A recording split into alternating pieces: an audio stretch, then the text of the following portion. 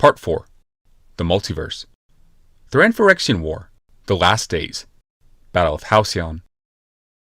All through that black night, Halcite ray cannons sent bolts, stabbing out at the circling Thran fleet. Orange beams flashed into being and disappeared. Only occasionally did they strike a ship, and even then were too weak to destroy it. They only thumped hollowly and sent up vapor from heated wood. Still, these attacks kept the Thran fleet at bay. Meanwhile, Phyrexian mirror crews focused the moonlight to test their aim. Once the sun rose, beams of solar radiation would rake the battlefield and pop Thran ground troops like ants under a lens. The Thran were busy too. Crews spent the night rigging smoke vents at the prows of ships, for thick smoke absorbed ray cannon blasts. Thran foot soldiers, meanwhile, polished their armors and shields to gleam like silver. Helms, gauntlets, shields, they would be mirrors scattering the sunbeams focused on them. Other soldiers dressed in black struggled across the nighttime desert toward the mirror rays. A few escaped notice and smashed portions of the array. Phyrexian guards, in turn, smashed them. The most secret crew of all was Halcite, led by Yawmoth aboard the war caravel Yatagan. A large ship wreathed in sails, Yatagan circled tightly amid 63 caravels and 12 merchant ships pressed into service. Each was loaded to the deck with bombs. Each carried 3 implosion devices, some with crystals still hot from the mana reg forging process. There were also traditional powder bombs in massive supply. Last of all, filling up what space remained, was quarried stone. Even a pebble falling 4 miles into the air could kill a man. A large stone could smash the power core of a ship. Yes, 4 miles in the air. No one flew that high. The air was so thin. Men faded and even died. It was so cold that all exposed skin cracked and froze in a matter of moments. Eyes bulged in their sockets. Brains bulged in their skulls. Madness and death ruled those heights. The Thran fleet would never expect Yawmoth to rise above his own dome of defense and drop bombs in a ring on them. For hours, Yawmoth's fleet circled tightly above the bejeweled city. They rose a little more than a foot per second. The glow of their engines was masked in bright flashes of cannon fire. The crews were told to stay on deck as long as they could stand it, to breathe deeply and let their bodies adjust to the thinner, colder air as they rose into it. When they could tolerate it no longer, they donned leather jackets and drew the hoods around their faces so that they could rebreathe their own air as much as possible. After that, they garbed themselves in the silver armor of Halcite guards. The form-fitting suits had been modified to squeeze the wearer's legs and force blood up into their brains. The armor so rhythmically compressed and decompressed lungs. Even when that was insufficient, the crew were to retire below decks into sealed rooms where pots of water would boil to help thicken the air. They were abjured to endure racking headaches by thinking of Halcyon and those they loved. They were commanded to channel their pain toward the Thran fleet laying siege below. It worked for most. By the time the Phyrexian fleet had reached an altitude of 20,000 feet, only a few hundred crew had fallen unconscious and only 33 had died. Yawmoth did better than most. In Phyrexian's embrace, he had been transforming himself. Stronger muscle, thicker bone, sharper wit, lack of fear. From the flying bridge, nestled high beneath the wreathing sails, he relayed his orders through a speaking tube. Command the fleet to fan out in. Assign minutes of arc across the desert. Sail to assigned coordinates. A flare over Halcyon will mark the 4th watch. In the glowing dawn, drop payloads. Since then, it had only been agonizing headaches, disease, nausea, groans on air so thin and cold that it could hardly carry sound. Yawmoth had stayed on the flying bridge all the while. Peering past Yatagan's wreath of sails, he watched the faint ring of engines widen, pale red stars among cold blue constellations. Dawn approached, gray below the east. Halcyon cast a dim shadow westward over the head of the Thran army. The Thran fleet drifted in a slow ring far below, just where they should be.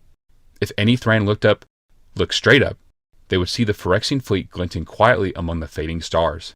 The 4th watch flare appeared over Halcyon. Yawmoth's crew lifted ramps that held the gleaming implosion bombs.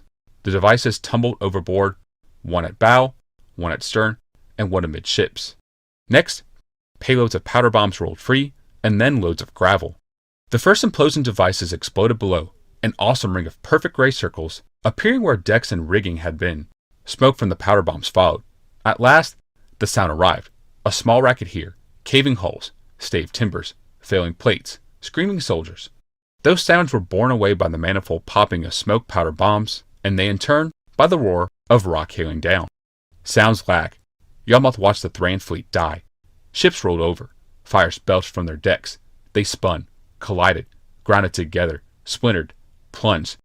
As they spotted towards the sands, doomed crews stared skyward. Yes, look at us, Yawmoth shouted, though every breath was precious. See the gods who slay you. Ship after ship crashed on the sand. Their power cores cracked. They imploded in a new series of blasts. Sand and splinters, bone meal and blood belched up. A red cloud enveloped the whole fleet. It was easily enough done, Yalma thought. From the cloud emerged Thran ships. Somehow vessels had escaped. Perhaps 1 in 3. 100 warships converged toward city. They were sheathed in the smoke from the vents at their prows. Every ray cannon on the wall fired. Streamers of death jabbed from Halcyon. They struck the tightening ring of Thran craft. A few exploded or straggled downward. Most plunged on in their protective sheaths of smoke. Down! Yalma shouted through the speaking tube to his communication officer. Every ship, down! Descend to engage! The prow of Yatagan dipped. The great caravel creaked in the thin, frigid air as it nosed toward the ground. Seams stretched open. Hisses sounded. Ghosts of steam emerged from the sealed chambers below. The stern pivoted, and the ship began a heady plunge toward the Thran ships below. Range! Yalma shouted as he gripped the rail. 4 miles and closing, the navigator called. The rest of the Halcite ships banked from their positions and soared downward. Speed? 80 knots and accelerating!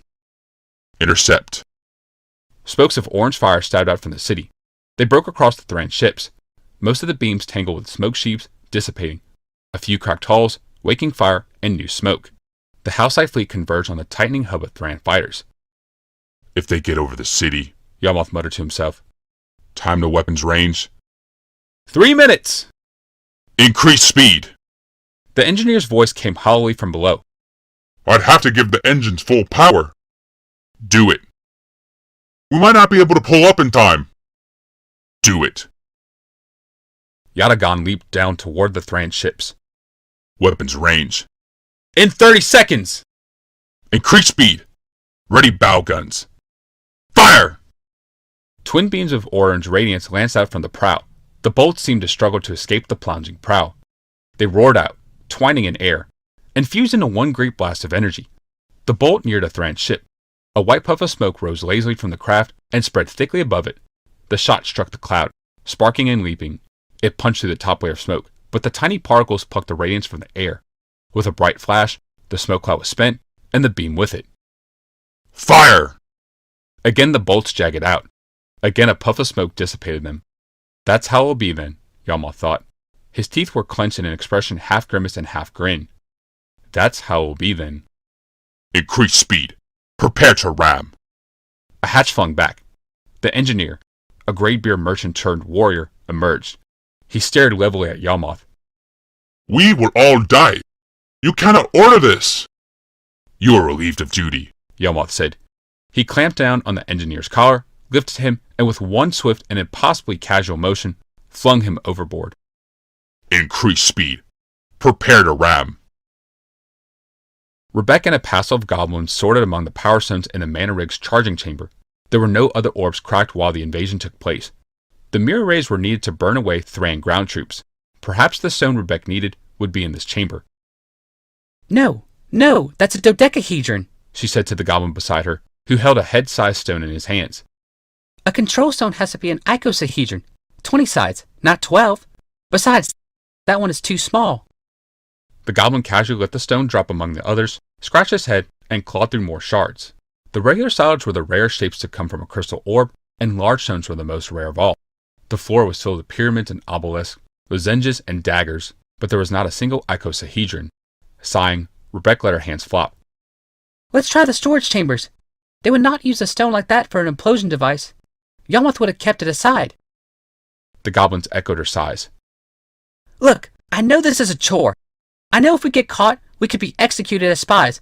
And if we don't do this, the whole city could die. Nodding their scabby heads, the goblins followed her into the dark vastness of the mana rig. Rebecca led them between smoldering furnaces in the towering darkness. This place had once been her husband's sanctuary, volcanism and the heats of sun, scuttling goblins and artifact creatures. This place had given birth to every great device in the city and to the Thysis. All the torments Halcyon had begun here, and here all the torments of Halcyon would end. The stone she sought was somewhere here, a control stone that could fly the Thran temple out of this inescapable trap. Rebecca fondly patted a goblin on the head. It will be here. We will find it. And I will take you with me. Yatagan fell like a meteor on the Thran Corsair. The crew looked cringingly upward. Yatagan struck. Its steel-edged keel clove through rail and deck and hold. The Thran ships cracked like an egg. There was a shrieking moment when the sundered decks were even those of the Yatagan. Foes stared levelly into each other's eyes. Then, Yatagan plunged on through the Corsair. The two halves of the ship spilled away from each other. The thunder of shattering wood gave way to an eerie quiet. To either